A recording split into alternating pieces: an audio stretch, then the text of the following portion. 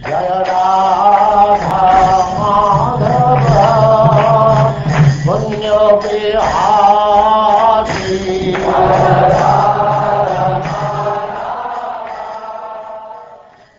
And now chapter 79. Lord Balaram goes on pilgrimage.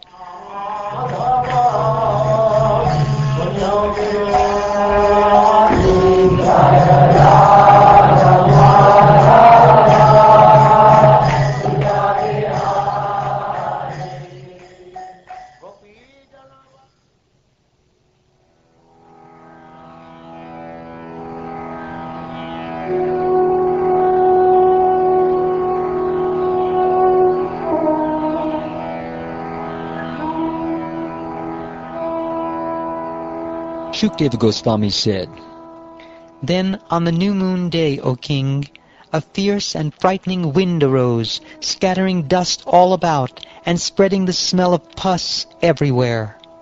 Next, onto the sacrificial arena came a downpour of abominable things sent by Balbala, after which the demon himself appeared, trident in hand.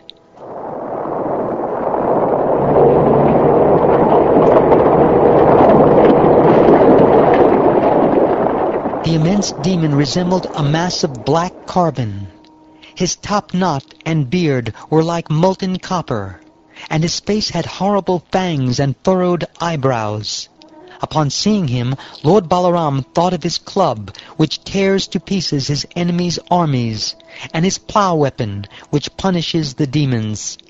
Thus summoned, his two weapons appeared before him at once. With the tip of his plough, Lord Balaram caught hold of the demon Balbala as he flew through the sky, and with his club the Lord angrily struck that harasser of Brahmins on the head.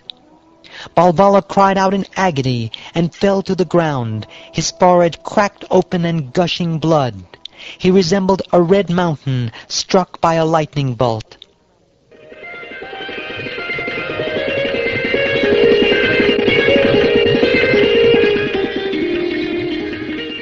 The exalted sages honored Lord Ram with sincere prayers and awarded him infallible blessings.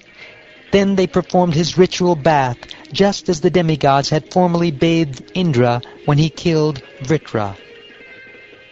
They gave Lord Balaram a Vaijayanti garland of unfading lotuses, in which resided the goddess of fortune, and they also gave him a set of divine garments and jewelry. Then, given leave by the sages, the Lord went with a contingent of Brahmins to the Kaushiki river, where he bathed. From there he went to the lake from which flows the river Sarayu. The Lord followed the course of the Sarayu until he came to Prayag, where he bathed and then performed rituals to propitiate the demigods and other living beings. Next he went to the ashram of Pulaha Rishi. Lord Balaram bathed in the Gomati, Gandaki, and Vipasha rivers, and also immersed himself in the Shona. He went to Gaya, where he worshipped his forefathers, and to the mouth of the Ganges, where he performed purifying ablutions. At Mount Mahendra, he saw Lord Parashuram and offered him prayers, and then he bathed in the 7 branches of the Godavari river, and also in the rivers Vena, Pampa, and Bhimarati. Then Lord Balaram met Lord Skanda and visited Sri Shaila, the abode of Lord Girisha. In the southern provinces, known as Dravida Desh, the Supreme Lord saw the sacred Venkata Hill, as well as the cities of Kamakoshni and Kanchi, the exalted Kaveri River, and the most holy Sri Ranga, where Lord Krishna has manifested himself. From there he went to Rishabha mountain, where Lord Krishna also lives, and to the southern Mathura. Then he came to Setubanda, where the most grievous sins are destroyed. There at Setubanda, or Rameshwaram, Lord Halayuda gave Brahmins 10,000 cows in charity. He then visited the Kritamala and Tamraparni rivers, and the great Malya mountains. In the Malya range, Lord Balaram found Agastya Rishi sitting in meditation. After bowing down to the sage, the Lord offered him prayers and then received blessings from him. Taking leave from Agastya, he proceeded to the shore of the southern ocean, where he saw goddess Durga in her form of Kanyakumari. Next he went to Palguna Tirtha and bathed in the sacred Panchapsara lake, where Lord Vishnu had directly manifested himself. At this place he gave away another 10,000 cows.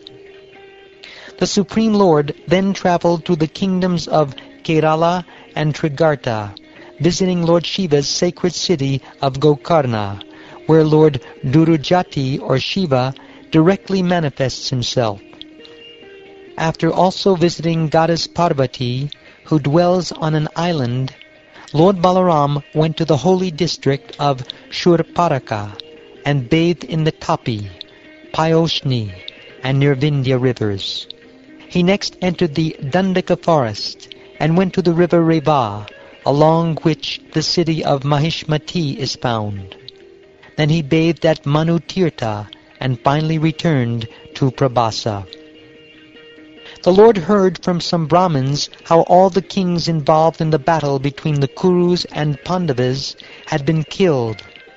From this he concluded that the earth was now relieved of her burden. Wanting to stop the club fight then raging between Bhima and Duryodhana on the battlefield, Lord Balaram went to Kurukshetra. When Yudhishthir, Lord Krishna, Arjun, and the twin brothers Nakula and Sahadeva saw Lord Balaram, they offered him respectful obeisances, but said nothing, thinking, "What has he come here to tell us?" Lord Balaram found Duryodhana and Bhima with clubs in their hands, each furiously striving for victory over the other as they circled about skillfully. The Lord addressed them as follows: "King Duryodhana and Bhima, listen. You two warriors are equal in fighting prowess. I know that one of you has greater physical power, while the other is better trained in technique. Since you are so evenly matched in fighting prowess, I do not see how either of you can win or lose this duel. Therefore, please stop this useless battle."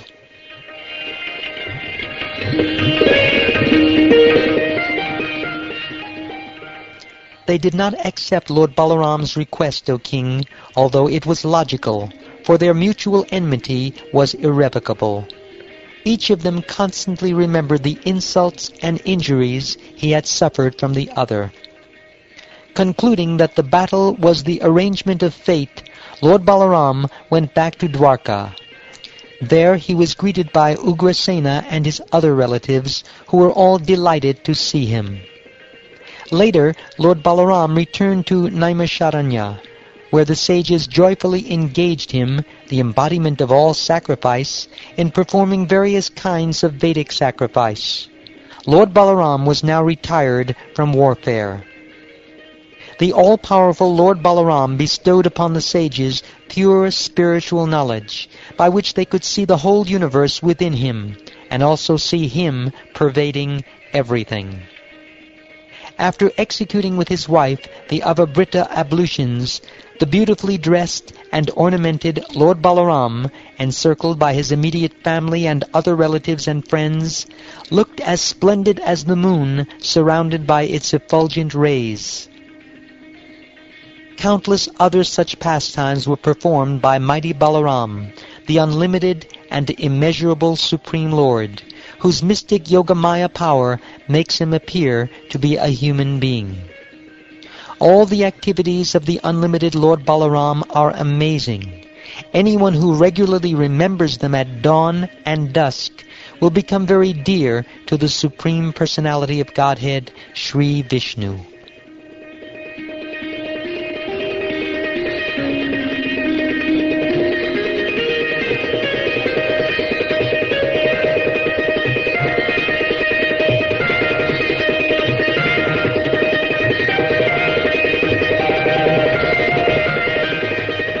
Thus ends the 79th chapter of the 10th canto of the Srimad Bhagavatam, entitled Lord Balaram Goes on Pilgrimage.